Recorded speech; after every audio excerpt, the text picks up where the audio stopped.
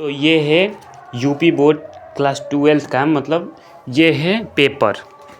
देखिए मैथ का पेपर है 2026 का, जो कि आप लोगों को दिखा रहा हूँ कि मतलब कैसे आता है, कैसे पूछा जाता है। सेम ये मेरा पेपर है, मैं खुद देकर आया हूँ अभी पिछले साल ही, तो इसके बारे में आप लोगों को बता रहा हूँ। देखिए सबसे पहले क्या क्या आता है, मतलब कैसे कैसे सवाल आते हैं। देखिए पहला सवाल था, यदि आर इतना एफ एक्स तो एफ माइनस इतना पद्धति में फॉग एक्स बराबर होता है। तो ये पहला क्वेश्चन, मतलब 5 बहुविकल्पी आते हैं, यानी MCQ 5 आते हैं आप लोगों को। 5 MCQ करना रहता है, 1 2 3 4 5 5 ये आ गया।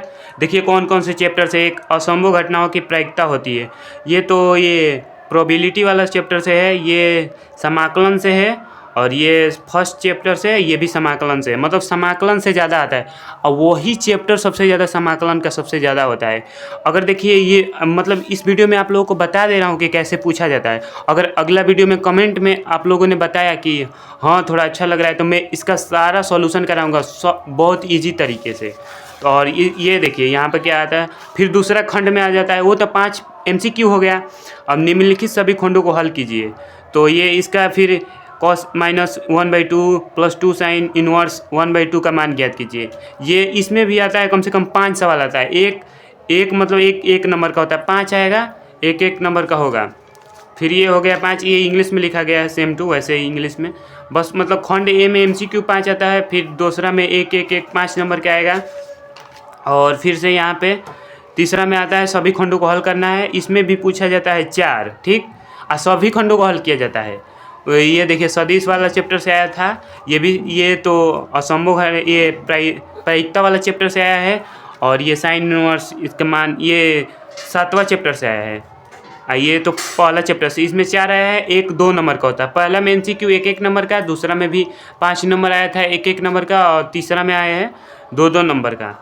और चौथा में आ जाता है सभी खंडों को हल कीजिए, इसमें भी आता है शायद, इसमें भी 4 ही आता है। एक मतलब एक सवाल 2 नंबर का होता है, ठीक है। आप लोग देख सकते हैं स्क्रीन से, इसे थोड़ा हल कीजिएगा और हल करके जाइएगा, काफ़ी अच्छा रहता है। ये पेपर है जैसे 12th के लिए।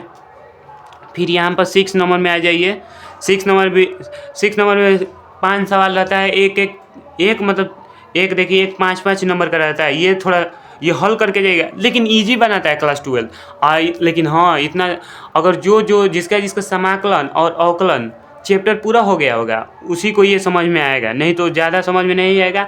अब मुझे जहाँ तक लगता है ये इसमें से ज़्यादा पूछ रहा है। ये क्या है, 3 सदिशों वाला चैप्टर बहुत ज़्यादा पूछता है, अभी वाला भी पूछता है। देखिए यहाँ पे अब इधर आइए, ये 5-5 हो गया, 4 ये आता है। देख लीजिएगा, आप लोग लगा लीजिएगा, थोड़ा इजी होता है।